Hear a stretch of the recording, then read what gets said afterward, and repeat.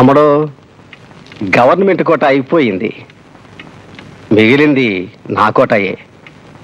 అదే కాలేజ్ కోట. ఒక సీటుకి 7 లక్షల రూపాయలు తీసుకుంటున్నాం.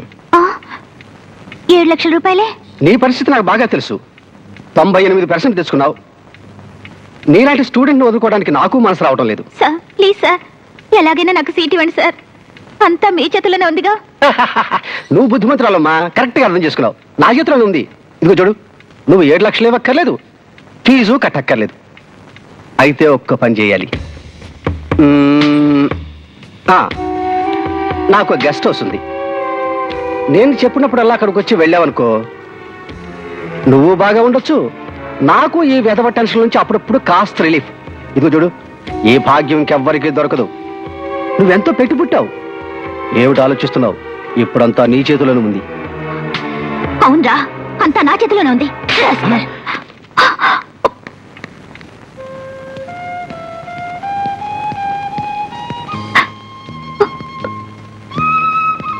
గీత,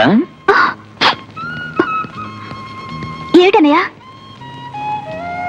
పొద్దున్నే ఇంటర్వ్యూకి వచ్చావు, రిజల్ట్ అయింది, ఇంట్లో అందరూ నీకోసం ఎదురు చూస్తున్నారు, నువ్వేమైనా ఒంటరిగా క్యాంటీన్లో కూర్చున్నావా? ఏమైంది? సీట్ దొరకలేదా? నేను బీఎస్సీ చదువుతాను, మెడిసిన్ వద్దు, చాలా కష్టంగా ఉండేట్టుంది. సీట్ దొరికిందా లేదా? దొరికినా వద్దు, అయినా దానికి ఎంతో పుణ్యం చేసి పుట్టాలి. పుణ్యం చేసి పుట్టాలా? నువ్వేం పాపం చేశావు? పేదింట్లో ఆడదానికి పుట్టానే. ఇంట్లో ఉండి చదవచ్చు, హాస్టల్లో ఉండి చదవచ్చు, కానీ గెస్ట్ హౌస్కి వెళ్ళి చదవాలంటే